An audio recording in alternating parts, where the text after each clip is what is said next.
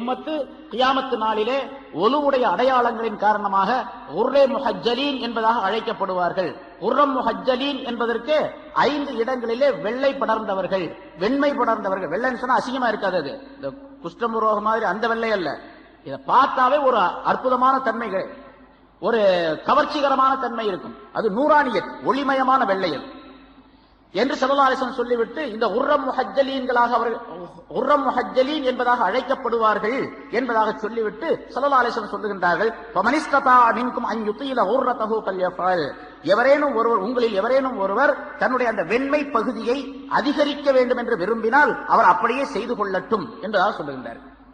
அப்படின்னா ஒலி செய்யும் போது அந்த ஒலுவுடைய தண்ணீர் அதிகப்படியாக படக்கூடிய அமைப்பில் அதை கழுவிக்கொள்ள வேண்டும்.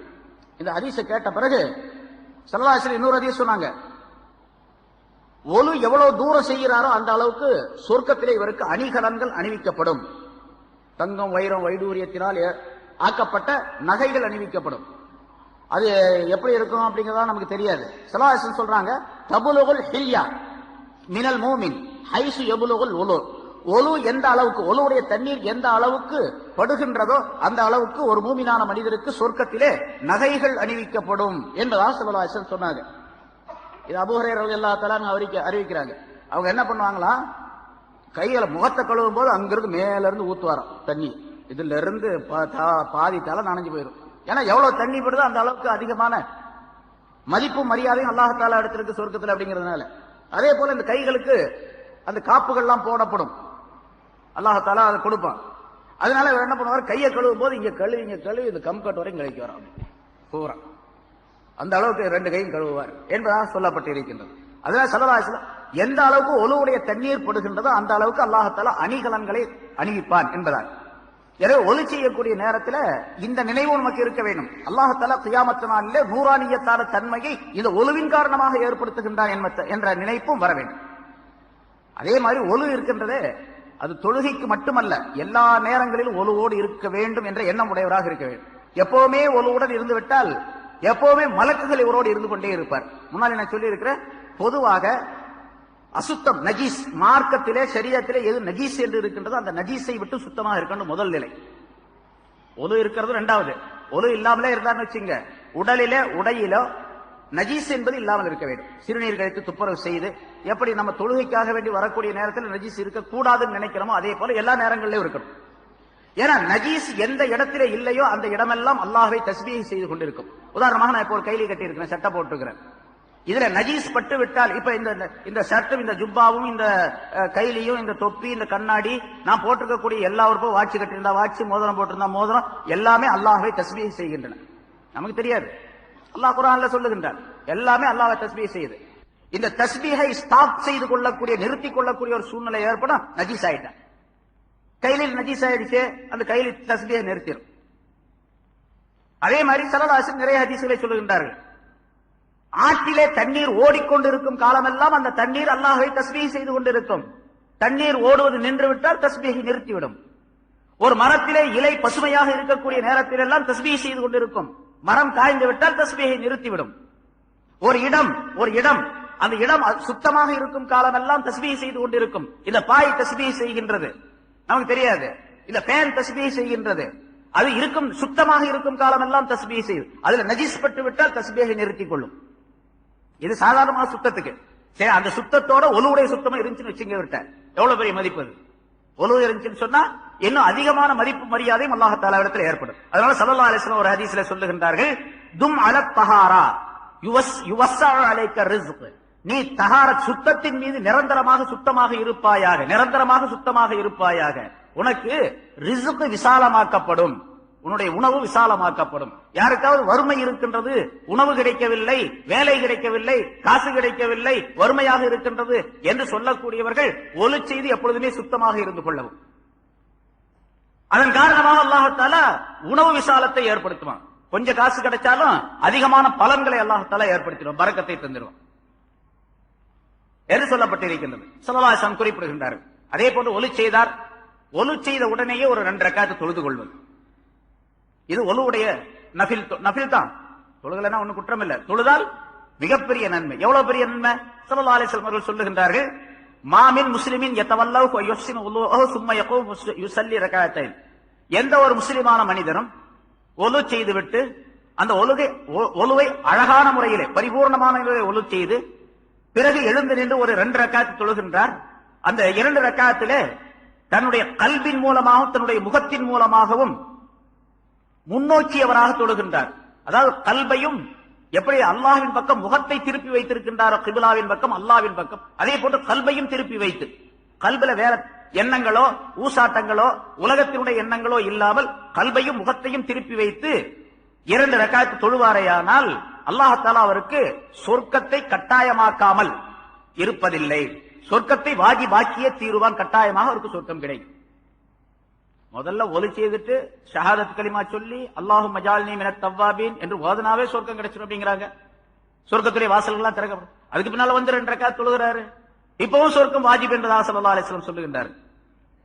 இன்னொரு ஹதீஸ்ல இப்படி சொல்றாங்க, எந்த ஒரு மனிதர் அழகான முறையில் ஒலி செய்து விட்டு 2 ரக்காத்து தொழுது அந்த 2 ரக்காத்துகளே தன்னுடைய நப்சுடைய ஊசாட்டங்கள் எதுவும் இல்லாமல் ஓர்மையோடு தொழுவாரையானால் அவர் உலகத்திலிருந்து பிரியக்கூடிய நேரத்தில் அன்று பிறந்த பாலகனை போன்று, தாயிட வயிற்றிலிருந்து பிறந்த பாலகனை போன்று அவர் பாவமற்றவராக ஆகிவிடுகின்றார் என்பதாகவும் ஸல்லல்லாஹு அலைஹி வஸல்லம் சொல்றாங்க. இதெல்லாம் ஒலி செய்த பின்னால் கிடைக்கக்கூடிய லாபங்கள். அதனால ஒலி செய்வது ரொம்ப ஜாக்கிரதையாக ரொம்ப கவனமாக செய்ய வேண்டும். அதே போல ஒலி செய்யக்கூடிய நேரத்தில் நாம் முதல்ல சொன்னோம் அஊது பில்லாஹி மினஷ் ஷைத்தானிர் ரஜீம் என்று சொல்லிக் கொள்ள வேண்டும், பிஸ்மில்லாஹிர் ரஹ்மானிர் ரஹீம் என்று சொல்லிக் கொள்ள வேண்டும்.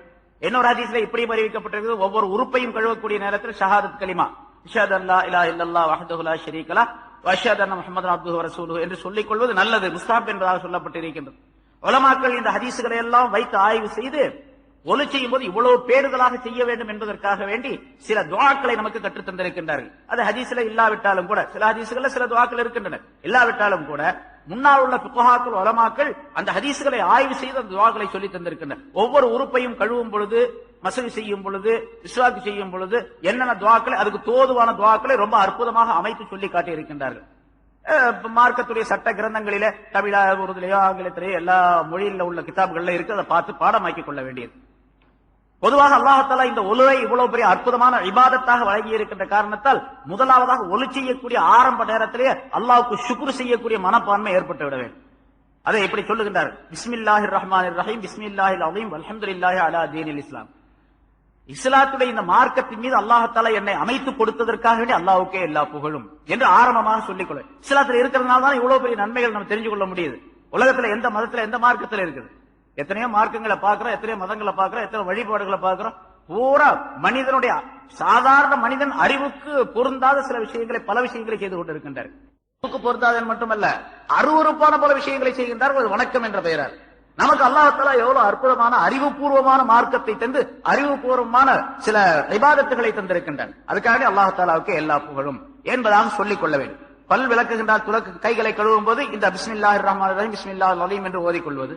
பிறகு பல் துலக்கக்கூடிய நேரத்தில் அல்லாஹும்ம ஜஅல் தஸ்வீகி ஹாதா தம்ஹீஸல் லிதுனூபி வர்லாத்தல்லக சய்யிதி என்பதாக சொல்லக்கூடிய ஒரு துஆ. யா அல்லாஹ், இந்த பல் துலக்குவதன் மூலமாக, இஸ்வாக்கின் மூலமாக என்னுடைய பாவங்களை நீ மன்னிப்பாயாக, என்னுடைய பற்களை எப்படி நீ வெண்மையாக்கி வைத்திருக்கின்றாயோ அதே போன்று கியாமத்தான என்னுடைய முகத்தையும் வெண்மையாக்கி வைப்பாயாக என்று ஒரு அழகான துஆ. அதே போன்று வாய் கொப்பளிக்கக்கூடிய நேரத்தில் அல்லாஹும்ம அஇன்னி அலா திலாவத்தில் குர்ஆனி வ திக்ரிக வ ஷுக்ரிக, யா அல்லாஹ் உன்னை திக்ர் செய்வதற்கும் உன்னுடைய குர்ஆனை ஓதுவதற்கும் எனக்கு நீ உபகாரம் செய்வாயாக, உதவி செய்வாயாக என்ற துஆ. பிறகு நாசிக்கு தண்ணீர் செலுத்தக்கூடிய நேரத்தில் அல்லாஹும்ம அரிஹ்னி ராயிஹத்தல் ஜன்னதி வலா துர்ஹினி ராயிஹத்தன் நார், யா அல்லாஹ் சொர்க்கத்தினுடைய வாசனையை எனக்கு நீ நுகரச் செய்வாயாக, நரகத்தினுடைய வாசனையை எனக்கு நீ நுகரச் செய்து விடாதே என்று கேட்கக்கூடிய துஆ. முகத்தை கழுவக்கூடிய நேரத்தில் அல்லாஹும்ம பய்யில் வஜ்ஹி கமா பய்யல் தஸ்னானி, அல்லாஹும்ம பய்யில் வஜ்ஹி யௌம தபியல்லு வஜூஹு தஸ்வது வஜூஹ், சில முகங்கள் வெண்மையாக இருக்கும், சில முகங்கள் கருப்பாக இருக்கும் என்று கியாமத் நாளை பற்றி அல்லாஹ் தஆலா குர்ஆனிலே சொல்லுகின்றான். நீ சொல்லுகின்றாயே, அப்படிப்பட்ட அந்த நாளிலே என்னுடைய முகத்தை நீ வெள்ளையாக்கி வைப்பாயாக, வெண்மையாக்கி வைப்பாயாக என்று கேட்கக்கூடிய துஆ. கைகளை கழுவும்போது அல்லாஹும்ம ஆத்தினி கிதாபி பியமீனி வ ஹாசிப்னி ஹிசாபன் யஸீரா, யா அல்லாஹ் என்னுடைய அமால் நாமா என்ற பட்டோலையை என்னுடைய வலக்கரத்திலே கொடுத்து எனக்கு கேள்வி கணக்கு லேசாக்கி வைப்பாயாக. இடது கரத்தை கழுவும்போது அல்லாஹும் லா துஅத்தினி கிதாபி பிஷிமாலி வராமின் வரா அல்லாஹரி, யா அல்லாஹ் என்னுடைய பட்டோலையை, என்னுடைய அமால் நாமாவை என்னுடைய இடக்கரத்திலே நீ கொடுத்து விடாதே, எனக்கு முதுகுக்கு பின்னாலும் கொடுக்காதே. சில பேருக்கு இடக்கரத்துல கொடுக்கப்படும், சில பேருக்கு முதுகுக்கு பின்னால் கொடுக்கப்படும் என்று அல்லாஹ் குர்ஆன்ல சொல்றான். அந்த மாதிரி கொடுத்துடாத. அல்லது காலை கழுவும் பொழுது அல்லாஹும்ம சப்பித் கதமையா அல சிராத், சிராத்துல் முஸ்தகீம் என்ற பாலத்தில் என்னுடைய கால்களை நீ உறுதிப்படுத்தி வைப்பாயாக, சருகி விடாமல் இருக்கா செய்வாயாக.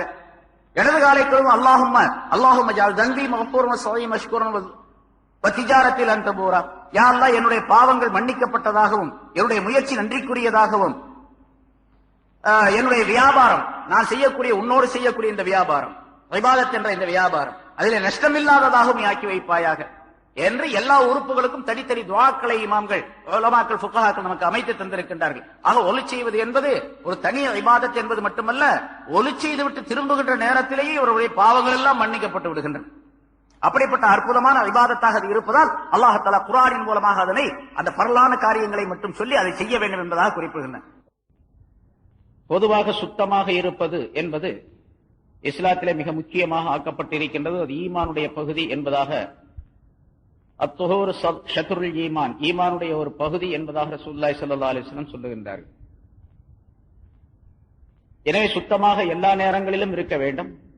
குறிப்பாக தொழுகையுடைய நேரத்திலே ஒலு செய்து கொள்வது என்பது சொல்லப்பட்ட முறைப்படிக்கு இருக்க வேண்டும். அதிலே சுன்னத்தான முறைகள் ரசூலுல்லாஹி ஸல்லல்லாஹு அலைஹி வஸல்லம் அவர்கள் செய்து காட்டியவை, ஒலு செய்து காட்டிவிட்டு ஹாதா உலூஇ வ உலூஉல் அன்பியாஇ மின் கப்லி வ உலூஉ அபி இப்ராஹிம் என்பதாக ஒரு ஹதீஸிலே ஸல்லல்லாஹு அலைஹி வஸல்லம் சொன்னார்கள். ஒரு தடவை சொன்னார்கள், ஒலு செய்து காட்டிவிட்டு இது என்னுடைய ஒலு மட்டுமல்ல, முன்னால் உள்ள எல்லா நபிமார்களுடைய ஒலுவும் இப்படித்தான், அதிலும் குறிப்பாக என்னுடைய தந்தை இப்ராஹிம் அலைஹிஸ்ஸலாம் அவர்களுடைய ஒலுவும் இப்படித்தான் என்பதாக சொன்னார்கள். ஏனென்றால் இந்த மார்க்கத்திற்கு ஆதார புருஷராக இருக்கக்கூடியவர்கள் நபி இப்ராஹிம் அலைஹிஸ்ஸலாம் அவர்கள். இது மில்லத்தை இப்ராஹிமுடைய மார்க்கம் என்பதாக நமக்கு குர்ஆனின் மூலமாக சொல்லப்பட்டிருக்கின்றது. எனவே அதை தனித்து ரசூலுல்லாஹி ஸல்லல்லாஹு அலைஹி வஸல்லம் சொல்லி காட்டுகின்றார்கள். இப்ராஹிம் அலைஹிஸ்ஸலாம் அவர்களை தொழுகை, ஒலு சம்பந்தப்பட்ட விஷயங்களிலே, இன்னும் மார்க்க சம்பந்தப்பட்ட பல்வேறு காரியங்களிலே அல்லாஹ் தஆலா புகழ்ந்து கூறுகின்றார். ஆகவே ஒலுவை பற்றி எல்லா நபிமார்களுடைய ஒலு என்று சொன்னதிலே எல்லா நபிமார்களும் சேர்ந்து விட்டார்கள். இருந்தாலும் இப்ராஹிம் அலைஹிஸ்ஸலாம் அவர்களை தனித்து சொல்லி காட்டி ஒரு மகத்துவத்தை தெரியப்படுத்துகின்றார்கள். அதே போன்று ஒலு செய்யக்கூடிய நேரத்தில் உறுப்புகளை எப்படியெல்லாம் கழுவ வேண்டும் என்று விளக்கப்பட்டது. அதிலே ஒன்று, சாதாரணமாக நாம் நினைக்கக்கூடிய சில விஷயங்கள் மனிதனுடைய வாழ்க்கையிலே மிகப்பெரிய பலன்களை தந்துவிடும். கைகளை கழுவும் பொழுது விரல்களை கோதி கழுவ வேண்டும் என்பதாக முன்னாலும் சென்ற வாரமும் சொன்னது. கைகளை கழுவும் போது விரல்களை இப்படி தேய்த்து கோதி கழுவ வேண்டும், தேய்த்து கழுவ. அதே மாதிரி கால் விரல்களை தேய்த்து கழுவ வேண்டும். கைகளை கோதி கழுவுவது என்பதிலே ஸல்லல்லாஹு அலைஹி வஸல்லம் அவர்கள் செய்து காட்டிய முறை இமாம்கள் நமக்கு வகுத்து தந்திருக்கின்றார்கள். வலது கையுடைய இந்த உள்பகுதியை இடது கையினுடைய மேல் பகுதியிலே வைத்து, அதாவது இடது கையினுடைய மேல் பகுதியை வலது கையிலே இப்படி வைத்து தேய்த்து, பிறகு வலது கையை இடது கையின் மீது வைத்து தேய்த்து இப்படி கழுவ வேண்டும் என்பதால் இதுக்கு பேர் தான் கோதி கழுவுதல் என்பதாக சொல்லப்படும் தமிழ். இப்படி கழுவுறதுனால என்ன கிடைக்கும்? உடலுக்கு நன்மைகள் வேற, அது பின்னால சொல்றோம்.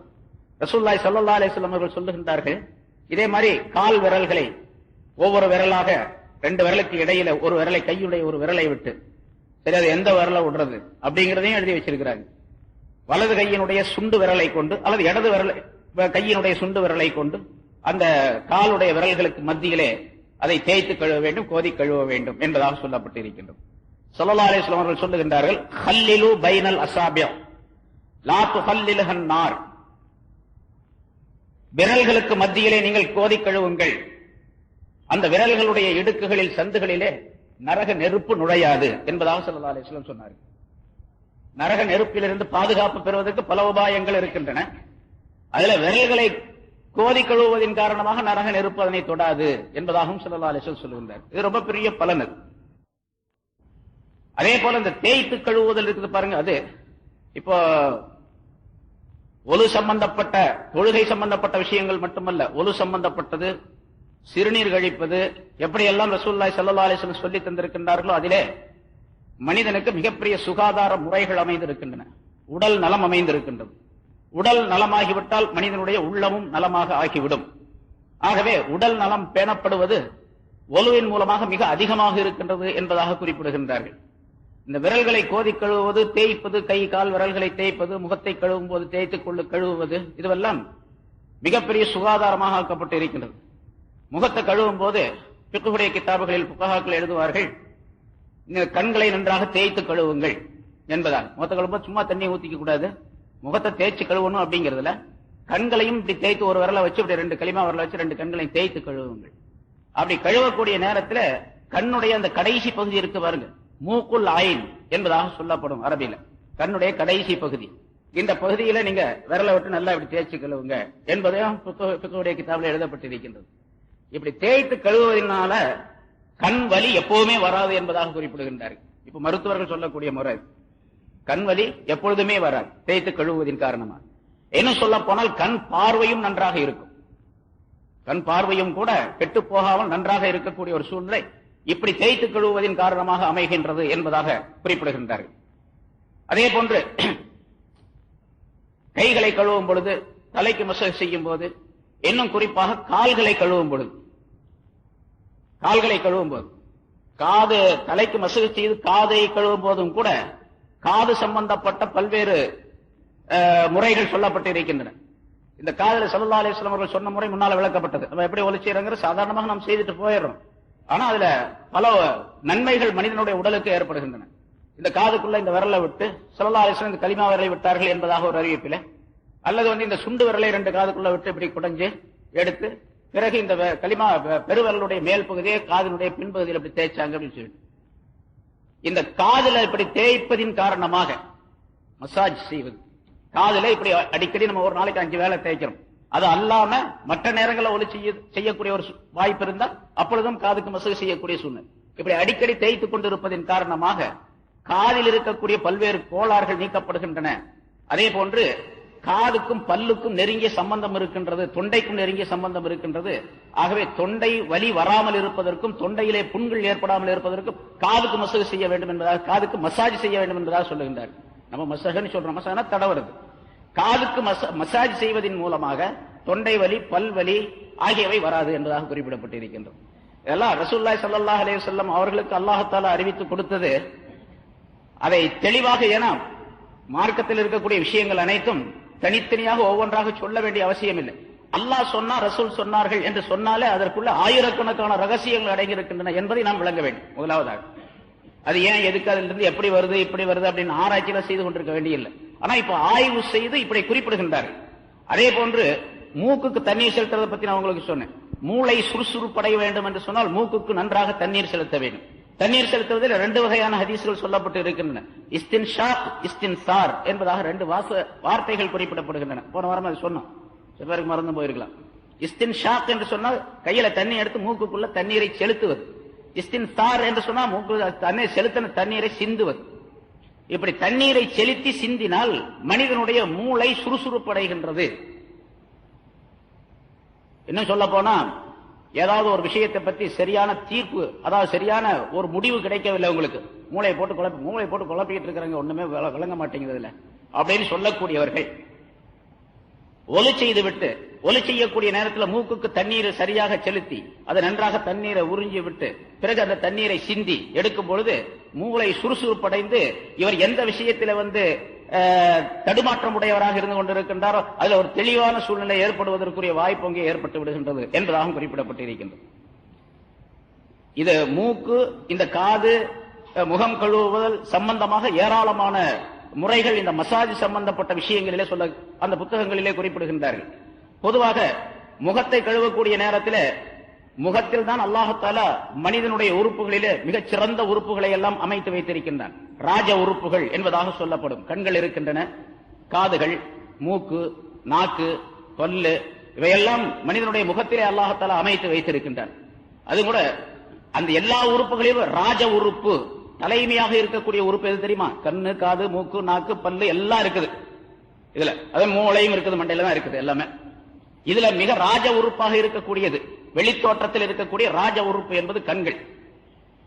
ஒருத்தர் எழுதுறாரு, கண்கள் குறிப்பிடப்படக்கூடிய முக்கியமான உறுப்பு என்ற காரணத்தினால்தான் அல்லாஹ் தஆலா அதை ஓவர்லைன் பண்ணி காட்டி இருக்கின்றான் ஓவர் லைன் பண்ணி காட்டி, பொதுவாக ஒரு இதுல வாசகம் ஒண்ணு எழுதுறோம், அது சாதாரணமாக நடைமுறையில் அண்டர்லைன் பண்ணுவது அப்படின்னு நம்ம சொல்லுவோம். கீழே ஒரு கோடு போட்டு அது முக்கியமான வாசகம் அப்படிங்கிற குறிக்கிறதா அண்டர்லைன் பண்ணுவோம். ஆனா அரபியில நாம எழுதும் போதெல்லாம், அரபி ஓதன ஆலிம்களுக்கு எல்லாம் தெரியும், அரபியில ஓவர் லைன் தான் பண்றது, அண்டர்லைன் பண்றது கிடையாது. மேலதான் கோடு போடுவாங்க, அரபியுடைய முறை. அந்த முறையை அல்லாஹ் தஆலாவும் கையாண்டு இருக்கின்றான் என்பதற்காக வேண்டி, கண்கள் மிக முக்கியமான உறுப்பு என்பதற்காக வேண்டி அல்லாஹ் தஆலா ஓவர் லைன் பண்ணி காட்டி இருக்கின்றான். அதான் புருவம். புருவத்தை அல்லாஹ் தஆலா லைனாக குறிப்பிட்டு காட்டி இது சிறந்த உறுப்பு என்பதற்காக அல்லாஹ் தஆலா அதனை அமைத்து வைத்திருக்கின்றான். ஓவர்லைன் மட்டுமல்ல, அண்டர்லைன் மாதிரி இருக்கக்கூடிய ஒரு அமைப்பையும் இமைகள் மூலமாக அல்லாஹ் தஆலா அமைத்து வைத்திருக்கின்றான். அதற்குரிய ஒரு மெல்லிய ஒரு மூடியை அல்லாஹ் தஆலா போட்டு வைத்திருக்கின்றான். தேவைப்பட்ட நேரத்திலே திறந்து கொள்ள வேண்டும், தேவையில்லாத நேரத்தில் மூடிக்கொள்ள வேண்டும் என்பதற்காக வேண்டி. சரி, கண்களை பற்றி இப்படி நிறைய சிறப்புகள் சொல்லப்பட்டு இருக்கின்றன. இந்த கண்கள் முகத்திலே அமைந்திருக்கின்றன, அதே மாதிரி எல்லா பல உறுப்புகள் அமைந்திருக்கின்றன. அதனால முகத்தை கழுவக்கூடிய நேரத்தில் இந்த உறுப்புகள் எல்லாம் பாதுகாக்கப்படுகின்றன. எல்லா உறுப்புகளும் உரிய ஒரு சுகாதாரமான நிலை முகத்தை கழுவுவதன் மூலமாக ஏற்படுகின்றது. சாதாரணமாக பார்க்கிறோம், மயக்கம் வந்துருச்சுன்னா என்ன பண்றோம்? தண்ணியை முகத்துல தான் தொளிக்கணும். தண்ணி எடுத்து முகத்துல தண்ணியை தெளிச்சா தான் உஷாராகும். ஒருத்தர் மயக்கம் வந்து கிடக்குறான், ஒரு குடம் தண்ணியை தூக்கி காலில் ஊத்தணும், எந்திரிக்க மாட்டான். கொஞ்சம் தண்ணி எடுத்து முகத்துல தெளிச்சா எந்திரிச்சுக்கும். அப்ப முகத்துல தான் சுறுசுறுப்பு ஏற்படுவதற்குரிய அறிகுறிகளை அல்லாஹ் தஆலா வைத்திருக்க, அந்த நரம்புகளை அல்லாஹ் தஆலா அங்கேதான் வைத்திருக்கின்றான். அதனாலதான் ஒலுவுடைய ஃபர்லுகளில் முதலாவதாக முகத்தை கழுவ வேண்டும் என்று அல்லாஹ் தஆலா ஃபக்ஸிலு வுஜூஹக்கும், உங்களுடைய முகங்களை கழுவிக் கொள்ளுங்கள் என்பதால். அதே போல கால் இருக்கின்றது, காலை கழுவுறது, இப்ப விரல்களை எல்லாம் கோதி கழுவ வேண்டும் அப்படின்னு சொன்னோம். அது சுன்னத்தான முறை என்று இருந்தாலும் கூட உடலுக்கு எவ்வளவு பெரிய லாபம் இருக்கின்றது அப்படின்னு சொன்னா, மனிதனுடைய உடலில் இருக்கக்கூடிய எல்லா நரம்பு மண்டலங்களும் சேர்ந்து காலுடைய பாதத்தில் தான் ஒன்றாக குவியக்கூடிய ஒரு சூழ்நிலையை அல்லாஹ் தஆலா அமைத்து வைத்திருக்கின்றான். கால் பாதத்துல தான் என்ன இருக்கு, எல்லாம் இருக்கு. ஒருத்தர் ஜன்னி வந்துருச்சுன்னு வச்சுங்க, உடனே படுக்க போட்டு தலையை தேய்க்கிறாங்க, அவனுக்கு காலை தான் தேய்ப்பாங்க, போட்டு காலை போட்டு தேய்ச்சி சூடாக்கின உடனே அவனுக்கு அந்த ஜன்னி குறைஞ்சு போயிடும். அதே மாதிரி தலையில வந்து உஷ்ணம் ஏறி போச்சு அப்படின்னு சொன்னா காலில் மருதாணி போடுறோம், மருதாணி காலில் தான் போடுறோம். காலில் அதை போடும் போது தலை வரைக்கும் உள்ள நரம்புகள் எல்லாம் வேலை செய்கின்றன. நரம்புகளுக்கு அந்த தன்மைகள், அந்த நலன்கள் ஏற்படுகின்றன. அதே போன்று உடல் தலையிலிருந்து கால் வரைக்கும் இருக்கக்கூடிய எல்லா நரம்பு மண்டலங்களுடைய ஒட்டுமொத்தமான ஒரு சேர்மானம் பாதத்திலே அமைந்திருக்கின்றது. அதனால காலை கழுவும் பொழுது தேய்த்து கழுவ வேண்டும் என்பது சுண்ணத்தாக இருந்தாலும் கூட எப்படி தேய்க்க வேண்டும் என்பதும் சொல்லப்பட்டு இருக்கின்றது. குதிங்கால்களை நன்றாக இப்படி அழுத்தி காலை இப்படி வச்சு காலை தேய்ச்சி கழுவணும். நம்ம எல்லாரும் பார்க்கறோம், தேய்ச்சி கழுவுறோம், நம்ம அடுக்கு போறதுக்காண்டி தேய்ச்சி கழுவுறோம். ஆனா அதே நேரத்தில் தேய்த்து கழுவக்கூடிய நேரத்தில் உடல் சுகாதாரமும் ஏற்படுகின்றது. ஒரு புத்தகம் இருக்கின்றது, அதுல ஃபுட் ரிஃப்ளெக்ஸாலஜி அப்படின்னு சொல்லிட்டு ஒரு புத்தகம், கால் பாதம் சம்பந்தமாகவே அதனுடைய வைத்திய முறை எழுதப்பட்டு இருக்கின்றது. அதுல ஒரு சில விஷயங்களை குறிப்பிடுகின்றார்கள். அதுல வலது காலுடைய குதிங்காலில் வலது பக்கத்தை, இப்ப இந்த குதிங்கால் இருக்குதுல்ல, குதிங்காலினுடைய இது குதிங்கால்னு வச்சுங்க, இது இடது பக்கம், இது வலது பக்கம். காலினுடைய குதிங்கால் என்று இதை வைத்துக் கொண்டா இது வலது பக்கம், இது இடது பக்கம். வலது காலுடைய குதிங்காலின் வலது பக்கத்தை தரையிலே வைத்து நன்றாக தேய்ப்பதின் காரணமாக மனிதனுடைய முழங்கால்களுடைய வலி போக்கப்படுகின்றது. முழங்கால யாருக்காவது வலி இருந்துச்சு அப்படின்னு சொன்னா என்ன செய்யணுமா, வலது கால அப்படி தேய்த்து கழுவுவதன் காரணமாக முழங்கால் வலி நீக்கப்படுகின்றது. அதே போன்ற இடது பக்கம் தேய்ப்பதின் காரணமாக வலியினுடைய அந்த பின்பகுதியில், முழங்காலுடைய பின்பகுதியில் உள்ள வலி குறைக்கப்படுகின்றது. இதே மாதிரி ரெண்டு காலம் இந்த பக்கம் தேய்ச்சி கழுவுது. நம்ம குதிங்கால் தேய்ச்சி தான் கழுவுறோம், ஆனா இதெல்லாம் நமக்கு தெரியாது. ரசூலுல்லாஹி ஸல்லல்லாஹு அலைஹி வஸல்லம் அவர்கள் தேய்ச்சி காட்டி இருக்கிறாங்க. ஒது செய்யும்போது ஹாதா ஒலு, இது என்னுடைய ஒலு, நபிமாருடைய ஒலு என்று சொல்லும்போது ஸல்லல்லாஹு அலைஹி வஸல்லம் இப்படி எல்லாம் செய்தாங்க என்பதாக அறிவிக்கப்படுகின்றது ஹதீஸ்களில். அது கால்கள் சம்பந்தமாக பல உபாயங்கள் எழுதப்பட்டு இருக்கின்றன, பல நன்மைகள் எழுதப்பட்டு இருக்கின்றன. இந்த காலை மட்டும் விரல்களை தேய்ப்பதின் காரணமாக, சுண்டு விரலை தேய்ப்பதின் காரணமாக சில நன்மைகள். இன்னொரு இதுல பார்த்தா இப்படி இருக்குது, அதாவது காலுடைய பாதத்தின் இரண்டாவது விரலை, சுண்டு விரலுக்கு அடுத்த விரலை இப்படி தேய்ப்பதின் காரணமாக தொண்டை வலி போய்விடுகின்றது என்பதாக இருக்கின்றது. தொண்டையில யாருக்காவது வலி கரகரப்பு இருக்குது அப்படின்னு சொன்னா இந்த பாதத்தை விரலை தேய்ப்பதின் காரணமாக அது போய்விடுகின்றது என்பதால். இப்படியெல்லாம் பல நுணுக்கமான விஷயங்களை உள்ளடக்கித்தான் அல்லாஹ் தஆலா ஒரு சட்டத்தை சொல்லி இருக்கின்றான். ஆனா நம்ம இதெல்லாம் தெரிஞ்சுக்கிட்டு தான் செய்யணும் அப்படிங்கிற அவசியம் கிடையாது. ஏன் எதுக்குன்னா நம்ம கேள்வி எல்லாம் கேட்க கூடாது. நிச்சயமாக அல்லாஹ் தஆலா அதற்குள்ளே நன்மைகளை வைத்திருக்கின்றான். பல ஆயிரக்கணக்கான நன்மைகளை ரகசியங்களை வைத்திருக்கிறது நமக்கு தெரியாது. ஒரு உதாரணத்திற்காக வேண்டி அதை எப்படிப்பட்ட அமைப்பிலே அல்லாஹ் தஆலா இந்த சட்டங்களை எல்லாம் அமைத்து வைத்திருக்கின்றான் என்பதை கொஞ்சம் விளங்கிக் கொள்வதற்காக வேண்டி இதை சொல்றோம். அதனால ரசூல் ஸல்லல்லாஹு அலைஹி வஸல்லம் சொன்னாங்க. இது மட்டுமல்ல, ஸல்லல்லாஹு அலைஹி வஸல்லம் சொன்ன ஹதீஸ் இதை விட மிக அற்புதமான அந்த கல்லிலு பைனல் அஸாப் லா துகல்லிலுஹன் நார், நெருப்பு உங்களை தொடாது, அந்த பாதங்களை தொடாது, விரல்களை தொடாது என்று ஸல்லல்லாஹு அலைஹி வஸல்லம் அவர்கள் சொன்னார்கள். என்று சொன்னால் நமக்கு இந்த உலகத்தில் உடல் நலம் ஏற்படுவதை விட நரக நெருப்பு நம்மை தொடாமல் இருப்பது ரொம்ப பெரிய விஷயம், ரொம்ப பெரிய லாபமானது. ஸல்லல்லாஹு அலைஹி வஸல்லம் அவர்கள் இப்படியெல்லாம் அந்த ஒலுவின் காரணமாக பல்வேறு நன்மைகளை குறிப்பிடுகின்றார்கள். அதே போன்று ஒலு செய்வதின் காரணமாக, முன்னால் அந்த விளக்கம் சொல்லியிருக்கோம், பலதெல்லாம் சொல்லப்பட்டு இருக்கின்றது. ஒலு செய்வதின் காரணமாக, அந்த ஒலுவை பரிபூர்ணமாக செய்வதின் காரணமாக இதனுடைய அசராத்துகள், அதனுடைய குணப்பாடுகள், அதனுடைய எஃபெக்ட்ஸ் இருக்கு, அது நமக்கு மட்டுமல்ல, நமக்கு பக்கத்தில் யார் இருக்கிறாங்களோ அவங்களுக்கு எல்லாம் ஏற்படுது.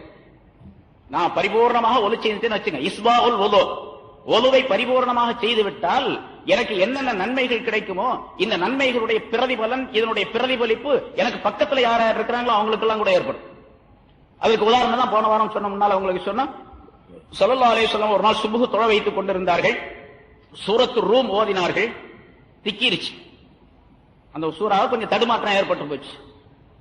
தொழுது முடித்தவுடனே ஸல்லல்லாஹு அலைஹி வஸல்லம் அவர்கள் சொன்னார்கள், உங்களிலே சிலருக்கு என்ன கேடு வந்தது, சரியாக ஒலு செய்யாமல் நம்மோடு வந்து அவர் கலந்து கொண்டார், அவர் கலந்து கொண்டதின் காரணமாக, அந்த மனிதர்களின் காரணமாக எனக்கு தடுமாற்றம் ஏற்பட்டு விட்டது என்று ரசூலுல்லாஹி ஸல்லல்லாஹு அலைஹி வஸல்லம் சொன்னாங்க. பாருங்க, அவர் ஒலு செய்யாது, சரியாக ஒலு செய்யாதனுடைய அசராத், அதனுடைய எஃபெக்ட் யாருக்கு ஏற்பட்டிருக்கு, இமாமுக்கு ஏற்பட்டிருக்கு.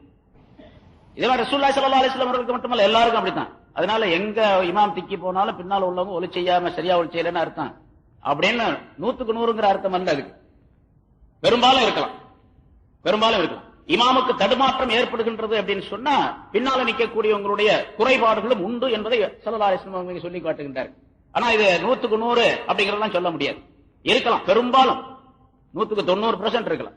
ஆனா நம்ம பார்க்கிறோம், பெரும்பாலானவர்கள் ஒலு செய்வதில் தவறாகவே செய்கின்றார்கள். நிறைய பேர் செய்யறாங்க. அந்த மாதிரி சட்டங்கள் தெரியறதும் இல்ல, அதை கேட்கறதும் கிடையாது, தானா படிக்கிறதும் கிடையாது.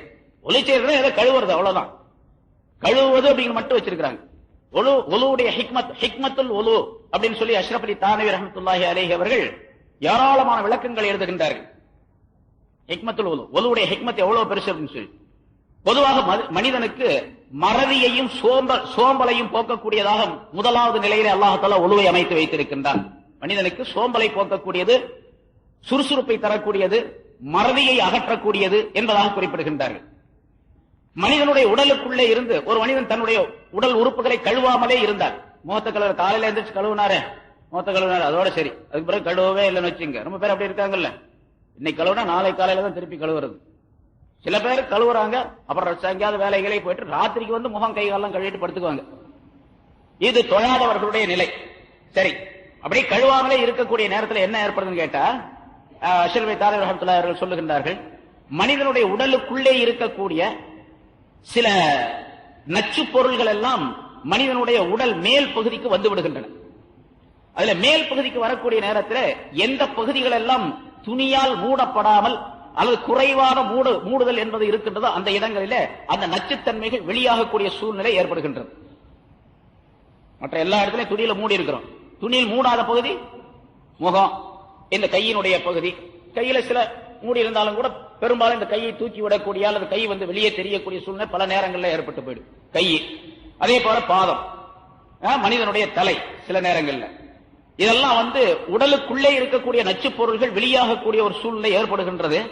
அடிக்கடி தண்ணீரின் மூலமாக அதை கழுவிக் கொள்வதன் காரணமாக அந்த நச்சு பொருள்கள் எல்லாம் அகற்றப்பட்டு மனிதனுடைய உடலுக்கு லாபம் தரக்கூடிய, சுகாதாரம் தரக்கூடிய சூழ்நிலை ஏற்பட்டு விடுகின்றது. இதன் காரணமாகவே அல்லாஹ் தஆலா ஒலுவை கடமையாக்கி வைத்திருக்கின்றான் என்பதாக குறிப்பிடுகின்றார். அதே போன்று ஒலு செய்வதன் காரணமாக அல்லாஹ்வுடைய மஹப்பத் ஏற்படுகின்றது, அல்லாஹ்வுடைய பிரியம் ஏற்படுகின்றது. எல்லாத்தை விட இதெல்லாம் சாதாரணமான விஷயம். ஒலு செய்து தொழுகைக்காண்டி கட்டாயம் ஒலு செய்யணும். ஆனா அதே நேரத்தில் ஒலு என்பது அல்லாஹ் கட்டளையிட்டான், ஃபக்ஸிலு வுஜூஹக்கும் வஅய்தியக்கும் இலல் மராஃபிக் என்று கட்டளையிட்டு இருப்பதின் காரணமாக அல்லாஹ் தஆலாவுடைய மஹப்பத் ஏற்படுகின்றது. அல்லாஹ்வுடைய மஹப்பத் ஏற்பட்டால் மலக்குகளுடைய மஹப்பத் எல்லாம் ஏற்படும். ஒரு ஹதீஸ், நீண்ட ஹதீஸ் முன்னால சொல்லப்பட்டிருக்குது. யாராவது ஒரு மனிதரை அல்லாஹ் தஆலா பிரியம் வைத்தால், அடிக்கடி தாலீமுடைய கிதாபுகள் எழுதப்பட்டு படிக்கப்படுகின்றது, யாராவது ஒரு மனிதரை அல்லாஹ் தஆலா பிரியம் வைத்தால், அடிக்கடி தாலீமுடைய கிதாபுகள் எழுதப்பட்டு படிக்கப்படுகின்றது, யாராவது ஒரு மனிதரை அல்லாஹ் பிரியம் வைத்தால் ஜிப்ரீல் அலைஹிஸ்ஸலாம் அவர்களை கூப்பிட்டு அல்லாஹ் சொல்லுகின்றான், இந்த மனிதரை நான் பிரியம் வைக்கின்றேன், ஆகவே நீரும் பிரியம் வைப்பீராக என்று ஜிப்ரீல் அலைஹிஸ்ஸலாம் அவர்களுக்கு அல்லாஹ் தஆலா சொல்லுகின்றான். ஜிப்ரீல் அலைஹிஸ்ஸலாம் அவர்கள் வானத்தில் இருக்கக்கூடிய எல்லா மலக்குகளுக்கும் அந்த அறிக்கையை சமர்ப்பிக்கின்றார்கள். இந்த மனிதரை அல்லாஹ் விரும்புகின்றான், நானும் விரும்புகின்றேன், நீங்களும் விரும்புங்கள், மஹப்பத் வையுங்கள் என்பதாக சொல்லுகின்றார்கள். வானத்தில் இருக்கக்கூடிய எல்லா மலக்குகளும் பிரியம் வைக்கின்றார்கள். பிறகு அந்த பிரியமாகிறது வானத்திலிருந்து கடந்து பூமியை வந்து அடைகின்றது. பூமியில் இருக்கக்கூடிய எல்லா மலக்குகள் மட்டுமல்ல, எல்லா மனிதர்களும் அவரை பிரியம் வைக்கக்கூடிய ஒரு அமைப்பை, ஒரு சூழ்நிலையை அல்லாஹ் தஆலா ஏற்படுத்தி வைத்து விடுகின்றான். பூமியிலே தரையில் இருக்கக்கூடிய மனிதர்கள் மற்றவர்கள் எல்லாம் பிரியமாக இருக்கக்கூடிய நேரத்தில் இந்த தரையை கடந்து கடலுக்கு செல்லக்கூடிய ஒரு அமைப்பையும் அல்லாஹ் தஆலா ஏற்படுத்தி விடுகின்றான். இந்த மனிதரை கடலில் வாழக்கூடிய மீன்களும் மற்ற பிராணிகளும் பிரியம் வைக்கின்றன என்றெல்லாம் ரசூலுல்லாஹி ஸல்லல்லாஹு அலைஹி வஸல்லம் சொல்லி காட்டுகின்றார். இப்ப பாருங்க, ஒது செய்வதன் காரணமா அல்லாஹ்வுடைய மஹப்பத் ஏற்படுது. அப்புறம் ஜிப்ரீல் அலைஹிஸ்ஸலாம், அப்புறம் மலக்குகள், அப்புறம் மனிதர்கள், அப்புறம் மிருகங்கள். அல்லாஹ்வுடைய மஹப்பத் ஒரு மனிதன் மீது ஏற்பட்டு விட்டா எல்லா மிருகங்களும் கூட பிரியம் வச்சிடும். எல்லா மிருகங்களும், சிங்கம், புலி, கரடி கூட இவர் மீது பிரியமாக இருக்கு. எத்தனையோ வரலாறுகள் நம்ம பார்க்கிறோம். சிங்கத்து மேல ஏறி வந்தாரு, புலி மேல ஏறி வந்தாரு, கரடியை பிடிச்சிட்டு வந்தாரு என்றெல்லாம் பெரியார்களுடைய சம்பவங்களிலே நாம் பார்க்கிறோம். அது காரணம் என்ன? அல்லாஹ்வுடைய மஹப்பத் அவர் மீது ஏற்பட்டு விட்டது என்பதாக பொருளாகும். சரி, அதே மாதிரி ஒளி நூறானியத்து ஏற்படுகின்றது. ஒலு செய்வதன் காரணமாக நூறானியத்து ஏற்படுகின்றது. இந்த நூறானியத்து ஒளிமயமான இந்த தன்மை எப்பொழுது தெரியும்? உலகத்துல தெரியாது, அது கியாமத் நாள்ல தான் தெரியும். அதான் குர்ரம் முஹஜ்ஜலீன் என்று இந்த உம்மத்தினருக்கு பெயர் என்பதாக ஸல்லல்லாஹு அலைஹி வஸல்லம் குறிப்பிட்டார். அது பற்றி போன வாரம் போனதில் சொல்லப்பட்டது. ஒளி செய்த உறுப்புகள் மிக பிரகாசமாக இலங்கும் என்பதாக, பிரகாசித்துக் கொண்டிருக்கும் என்பதாக சொல்லப்பட்டு இருக்கின்றது. அதை வைத்து அடையாளம் கண்டு கொள்வேன் என்னுடைய உம்மத்தினர்களை என்று ரசூலுல்லாஹி ஸல்லல்லாஹு அலைஹி வஸல்லம் அவர்கள் சொல்லுகின்றார். அதே மாதிரி உடலில் இருக்கக்கூடிய உஷ்ணம் போக்கப்பட்டு அவருக்கு ஒரு குளிர்ச்சியான சம சீதோஷ்ண நிலை மனிதனுக்கு ஏற்படுகின்றது ஒலுவின் காரணமாக. அல்லாஹ் தஆலாவுடைய நெருக்கம், மலக்குகளுடைய நெருக்கம் ஏற்பட்டு விடுகின்றது. மலக்குகளுடைய நெருக்கம் ஏற்பட்டு விட்டால் மற்ற எல்லா பிராணிகளுடைய நெருக்கம், மஹப்பத் ஏற்படுவதை போன்று நெருக்கம் ஏற்பட்டு விடுகின்றது. பிறகு எல்லாவற்றை விட மிகப்பெரிய லாபம் என்னவென்று கேட்டால், பாவங்கள் எல்லாம் கழுவப்பட்டு விடுகின்றன. உறுப்புகளை கழுவுவதனால பாவங்கள் எல்லாம் கழுவப்பட்டு விடுகின்றன. முதல்ல சொல்லியிருக்கோம், ஒவ்வொரு உறுப்பையும் கழுவும் போது பாவங்கள் அந்த தண்ணீரோடு வழிந்து விடுகின்றது என்பதால். அதற்கு பிறகு ஒலி செய்து முடித்த பின்னால ஸல்லல்லாஹு அலைஹி வஸல்லம் சொன்ன துஆ முன்னால் சொல்லியிருக்கேன். திருப்பி சொல்லுவது நினைவுக்காக வேண்டி நாம் அதை அமல் செய்ய வேண்டும் என்பதற்காக ஸல்லல்லாஹு அலைஹி வஸல்லம் அவர்கள் சொல்லுகின்றார்கள், எவர் ஒருவர் ஒலி செய்து அதை அழகான முறையில் செய்து, மன் தவல்லா ஃபஅஹ்ஸனல் உதுவ, எவர் ஒருவர் அழகான முறையில் ஒலி செய்தால், சும்ம ரஃபா தர்ஃபஹு இலஸ் ஸமா, பிறகு அவருடைய பார்வையை வானத்தின் பக்கம் உயர்த்தி பார்த்து, அல்லாஹ் தஆலாவுடைய நினைவை கொண்டு அப்படிங்கிற அர்த்தம். வானத்தின் பக்கம் உயர்த்தி பார்த்து அப்படின்னு சொன்னா, வீட்டுக்குள்ள ஒலி செய்யறான்னு வச்சுங்க, பைப்புல ஒலி செய்யறோம், ஒலி செஞ்சுட்டு வெளியே வந்தோடனே பார்த்தா மேலதான் தெரியும், வேணாங்க தெரியும், இப்ப என்ன பண்றது அப்படின்னு ஒருத்தர் கேள்வி கேட்டார். வானத்தை பார்த்து அப்படின்னு சொன்னா மேல பாக்குறதுன்னு அர்த்தம், அவ்வளவுதான். மேல பார்த்தா போதும், வானத்தை பார்த்த, வானம் தெரிஞ்சாலும் சரி தெரியாட்டியும் சரி, வெளியே ஒலி செஞ்சாலும் சரி வீட்டுக்குள்ள ஒலி செஞ்சாலும் சரி, அப்படி மேல பார்த்து அதுக்கு என்ன அடையாளம் கேட்டா, நான் உன்னுடைய கட்டளைப்படி ஒலி செய்து விட்டேன் அப்படிங்கறத சொல்லி காட்டுவதற்காண்டி, தெரியப்படுத்துவதற்காக ஒரு நிலை அது.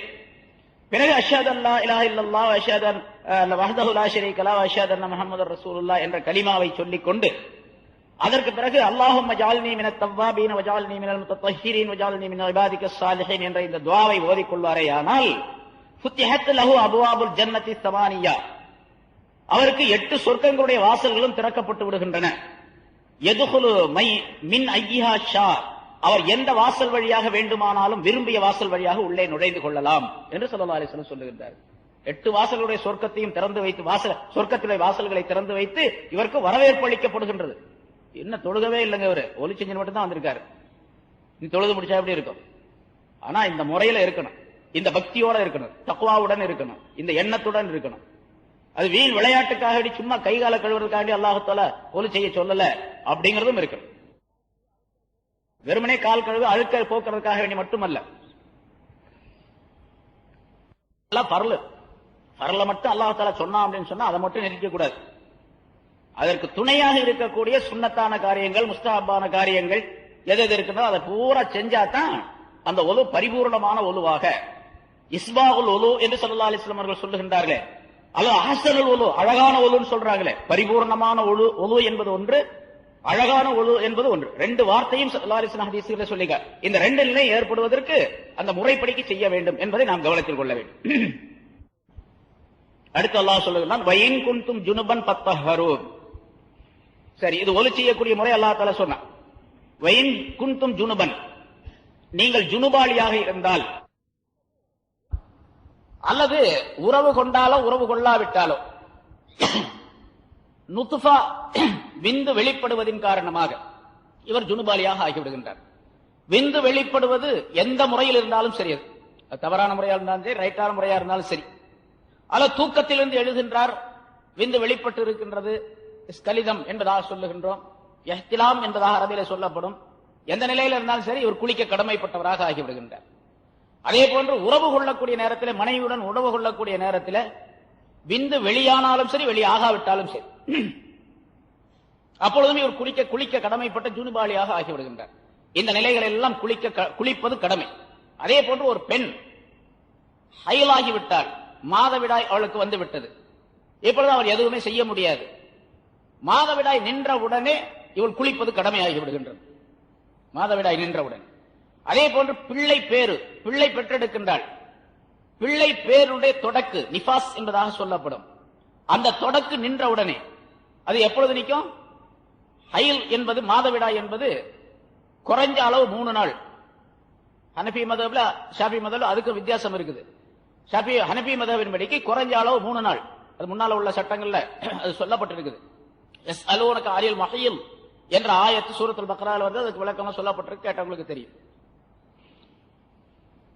அதிகபட்சமானது 10 நாள் ஹைலுடைய கால அளவு. இந்த அளவுக்கு வந்துச்சு, அதுக்கு பின்னால் நின்று போச்சுன்னு வச்சுங்க, இப்ப குளிக்க கடமை அவள் மீது. ஷாஃபி மதஹ்ல ஹைல் என்பது குறைஞ்சபட்சம் 1 நாள், அதிகபட்சம் 15 நாள். நிஃபாஸ் என்ற பிள்ளை பேரு தொடக்கு இருக்கின்றது, அது குறைஞ்ச நிலைக்கு வந்து கால அளவு கிடையாது. 1 நிமிஷம் கூட வந்து நின்று போயிடலாம்.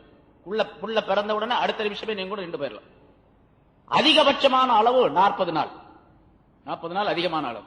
40 நாள் கூட சில பெண்களுக்கு வந்துகிட்டு அதுக்கு பேர் நிஃபாஸ் என்பதா சொல்லும். அது நின்றுச்சு, ஹைலோ நிஃபாஸோ நின்று விட்டது என்றால் இப்ப குளிக்க கடமைப்பட்டவளாக ஜுனுபாலியாக அவள் ஆகி விடுகின்றாள் அப்படிங்கிறது பொருள்.